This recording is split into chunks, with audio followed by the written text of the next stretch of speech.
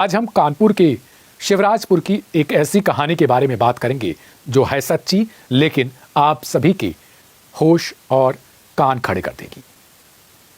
दरअसल शिवराजपुर में एक मोहल्ला है। वहां पर एक लड़की है, 14 से 15 साल की है, जिसका प्रेम संबंध एक लड़के के साथ है। लड़का तकरीबन 20 से 25 किलोमीटर की दूरी का है। कुछ दिनों तक इन सबका प्रेम प्रसंग चलता रहता है। छोटी सी बच्ची है, यानी समझ लीजिए 14 से 15 साल की उम्र है। लेकिन एक दिन अचानक से ऐसा होता है कि बच्ची का पूरा परिवार किसी शादी समारोह में शामिल होने के लिए जाता है। 8 से 9 बज रहे थे और बच्ची जो है वो फोन करके अपने प्रेमी को घर पे बुलाती है, यानी जो ये लड़की है, और कहती है कि आज कोई नहीं है घर पर, आ जाओ और यहीं मुलाकात करते हैं। जो दोस्त है उसका, यानी प्रेमी जो है, वो अपने दोस्त को फ़ोन करता है। शुरुआत में घबराता है कि घर पे कैसे जाऊं। इसके बाद उसके दोस्त से उसकी बातचीत होती है और दोस्त कहता है कि ये तो बड़ी अच्छी बात है कि तुम्हें तुम्हारी प्रेमिका मिलने के लिए बुला रही है, और वो भी अपने घर पे। फिर पूछता है उसका दोस्त कि आखिर मिलने के लिए क्यों बुलाया, पूरी बात मुझे बताओ। जो दोस्त है उसका, जो प्रेमिका है, उसका नाम कुलदीप है। कुलदीप कहता है कि कह रही है कि उसके परिवार का कोई भी सदस्य घर पर नहीं है, एक छोटी सी बच्ची है, बस उसकी भतीजी है, और मुझे डर लग रहा है कि कहीं मैं पकड़ा ना जाऊं उसके घर पर। तो दोस्त कहता है कि नहीं, अगर शादी समारोह में गए हैं और वो बुला रही है तो बहुत अच्छी बात है, लेकिन याद रखना अपने साथ में कुछ ऐसी दवाएं भी लेकर जाओ। और दोस्त से वो पूछता है कैसी दवाएं, तो वो सेक्सुअल कुछ दवाओं के बारे में जिक्र करता है और उसे बताता है कि शक्तिवर्धक जो गोलियां हैं वो भी ले लो, कुछ किट्स ले लो, ये जरूरी है अगर अपने घर पर बुला रही है। वो दौड़ा भागा मेडिकल स्टोर पर जाता है, वहाँ से कुछ शक्तिवर्धक गोलियाँ लेता है, कुछ खा भी लेता है, और उसके बाद जैसे तैसे पहुंचता है और वहाँ उसकी प्रेमिका, यानी जो गुड़िया है, वो अपने घर में खाना पीना बनाकर अपनी भतीजी को सुलाकर इसका वेट कर रही थी। 8:30 से 9 बजे का समय रहा होगा। ये पहुंचता है, दोनों मिलते हैं, उसके बाद बैठकर बातचीत करते हैं, फिर खाना लगाती है, खाना खाते हैं, और इसके बाद फिर ये जो प्रेमी है वो धीरे धीरे उसके कपड़े उतारता है और उससे संबंध बनाने के लिए कहता है। शुरुआत में ना करती है और उसके बाद मान जाती है।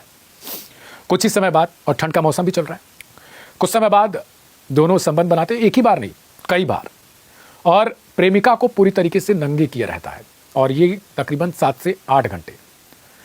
ठंड का समय भी है और 14 से 15 साल की वो लड़की है, उसे ठंड लगने लगती है, शरीर उसका धीरे धीरे अकड़ने लगता है, और फिर जो प्रेमी कुलदीप है वो धीरे धीरे ये सोचता है कि कुछ इसको हो गया।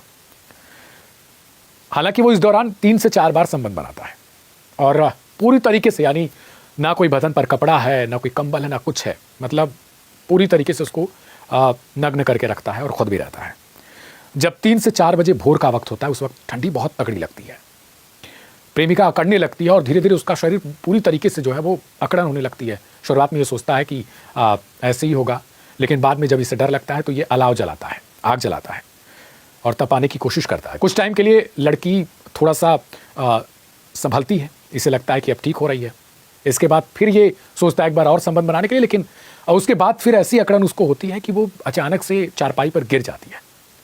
अब ये डर जाता है, अब इसे लगता है कि इसको कुछ हो गया, और वहीं से वो तुरंत रफू चक्कर हो जाता है। लेकिन इनमें से कुछ घटनाएं, यानी प्रेमी के आने तक का जो समय था, उस वक्त तक उसकी भतीजी जगी रहती है, छोटी बच्ची, उसने ये सब घटनाएं देखी थी। अब जब सुबह होती है तब परिवार वाले शादी समारोह से घर आते हैं, गुड़िया गुड़िया कहकर दरवाजे के बाहर चिल्लाते हैं, दरवाज़ा पीटते हैं, अंदर से कोई आवाज़ नहीं आती। अंत में उन्हें जबरन दरवाज़ा तोड़ना पड़ता है। दरवाज़ा तोड़कर अंदर जब जाते हैं तब देखते हैं कि उनकी बेटी चारपाई पर अर्धनग्न अवस्था में पड़ी हुई है। शुरुआत में डर जाते हैं, फिर रोना धोना शुरू होता है, और उसके बाद उसके शरीर पर कुछ कपड़े पहनाए जाते हैं और उसको फिर भाग दौड़कर जल्दी से हॉस्पिटल ले जाया जाता है। हॉस्पिटल जाते ही डॉक्टर देखते हैं और स्थिति भांप कर तुरंत बोल देते हैं कि अब ये दुनिया में नहीं है, मृत हो चुकी है। पुलिस वालों को सूचना दी जाती है। जो छोटी सी भतीजी रहती है प्रेमिका की, यानी उस गुड़िया की, वो बताती है कि कल कोई आया था, रात में कोई लड़का था। इसके बाद पुलिस को शक हो जाता है, वो मौका वारदात जो जहाँ पर घटना घटी थी, जहाँ पर दोनों मिले थे, उसी कमरे में जाती है और देखती है कि वहाँ पर कुछ शक्तिवर्धक गोलियों के पैकेट्स हैं, कुछ ऐसे किट्स हैं, ऐसे संबंध जो बनाने के दौरान उन्होंने यूज किए होंगे।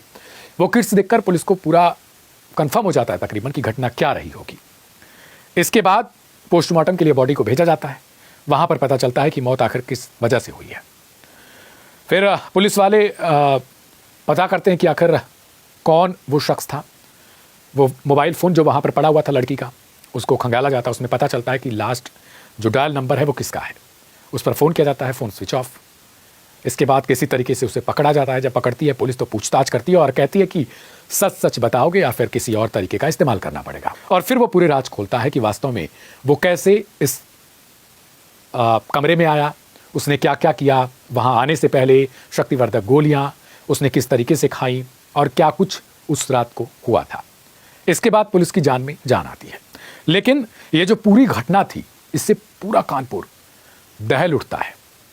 और इसके बाद ये फिर से मांग उठने लगती है कि क्या मोबाइल फ़ोन बच्चों को बिगाड़ रहे हैं या फिर ये बनाने का काम कर रहे हैं। बहुत सारे लोगों के बहुत तरीके के कमेंट हैं पहले से सोशल मीडिया प्लेटफॉर्म्स पर।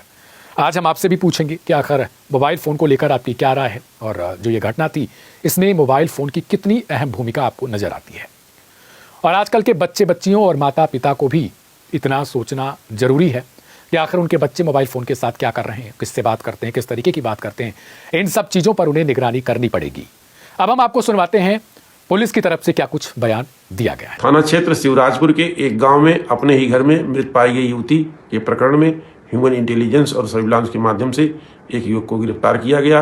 गिरफ्तार युवक ने घटना में अपनी भूमिका स्वीकार की, जिसके आधार पर उसे न्यायालय के समक्ष प्रस्तुत कर जेल भेजा गया है। आज की इस कहानी को लेकर आपकी अपनी प्रतिक्रिया क्या है उसे कमेंट बॉक्स में जरूर लिखिएगा अपने नाम के साथ। और मोबाइल फ़ोन को, जैसा पहले ही हमने बोला कि मोबाइल फ़ोन को लेकर आपकी क्या प्रतिक्रिया है, क्या सोचते हैं आप, और कितनी उम्र तक बच्चों को मोबाइल फ़ोन नहीं देना चाहिए या फिर किस उम्र के बाद मोबाइल फ़ोन की ज़रूरत आपके हिसाब से लगती है। मेरा नाम है दिव्यांशु। एक बार फिर नई कहानी के साथ कल हाजिर होंगे। तब तक के लिए दीजिए इजाजत। देखते रहिए क्राइम कथा और दीजिए अपना ढेर सारा प्यार। वीडियो को शेयर और लाइक करना बिल्कुल मत भूलिएगा।